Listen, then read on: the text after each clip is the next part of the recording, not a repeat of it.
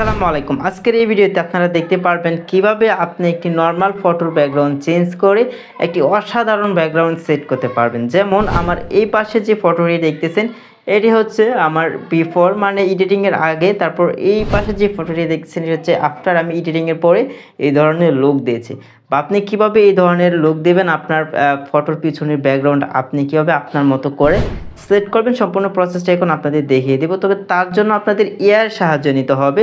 তো আমি চলে গেলাম গুগল ক্রোম ব্রাউজারে এসে জাস্ট আমরা লিখব অ্যাডোবি ফায়ারফ্লাই লেখার পর হচ্ছে আমাদের অ্যাডোবির ওয়েবসাইটটি চলে আসবে। এই দেখেন আমাদের অ্যাডোবির ওয়েবসাইটটি চলে আসছে।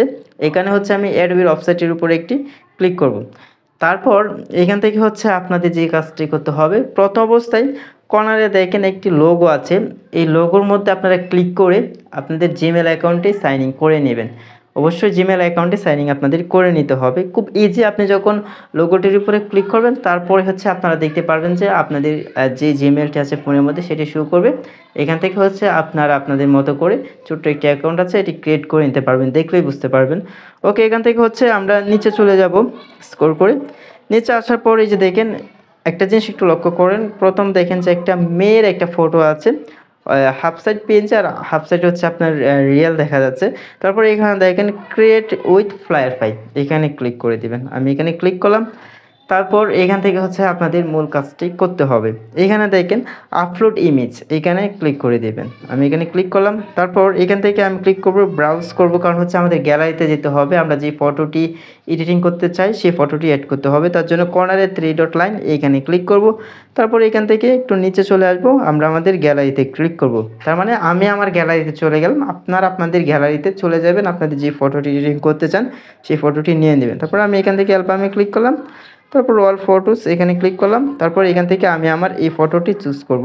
ওকে, আমার এই ফটোটি দিয়ে দিলাম। তো আপনারা দেখতেছেন এখানে কিন্তু আমার ফটোটি চলে আসছে। তাছাড়াও আপনি চাইলে আমার মতো করে এখান থেকে ব্রাশ করে কিছু অ্যাড করতে পারবো। এই দেখেন আমি এখানে ব্রাশ করলাম।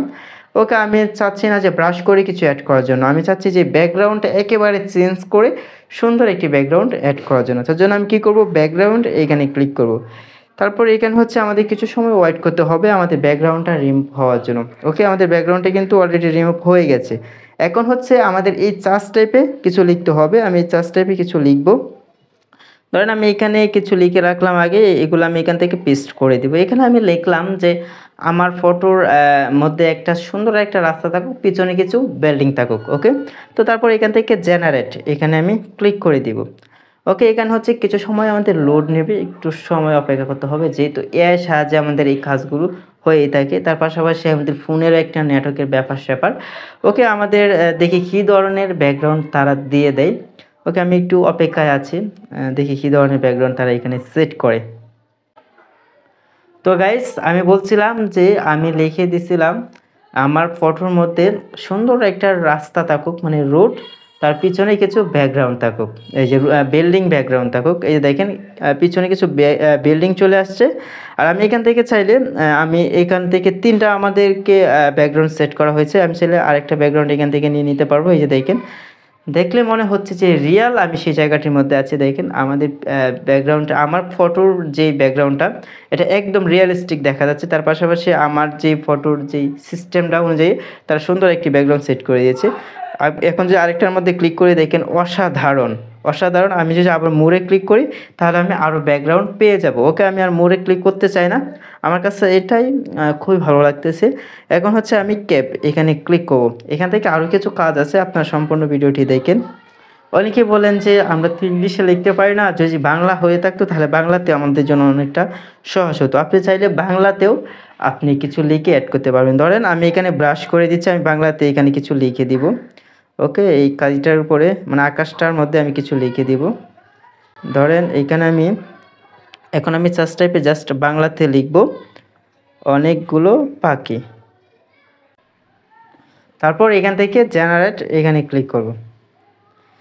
তারপর আবারও আমাদেরকে কিছু সময় অপেক্ষা করতে হবে, কারণ হচ্ছে আপনাদেরকে আগেই বলছি যে এটা হচ্ছে আপনার এআই সাহায্য হয়ে থাকে। বিশেষ করে আপনাদের ফোনের নেটওয়ার্কের উপরে অনেক কিছু নির্ভরশীল, কারণ হচ্ছে আপনাদের ফোনে যতটুকু নেটওয়ার্কের স্পিড থাকবে তত দ্রুত আপনি ব্যাকগ্রাউন্ডটি পেয়ে যাবেন। ওকে, আপনারা দেখি আমাদের কতটুকু সময় নেই। এই যে দেখেন অলরেডি চলে আসছে। আমি লিখছিলাম অনেকগুলো পাখি, তারা একটা পাখি দিয়েছে আর কি। মানে বাংলাতে যখন আপনি লিখবেন তখন হচ্ছে এই ধরনের একটু সমস্যা হয় যে আপনি যা চাবেন তাতে কি একটু ব্যতিক্রম হয়ে থাকে। জাস্ট আপনি চেষ্টা করবেন যে ইংলিশে লেখার জন্য। আপনি যদি বাংলাতে লিখেন তাহলে কিন্তু আপনারা মানে আপনার মতো করে কাস্টমাইজ করতে পারবেন না।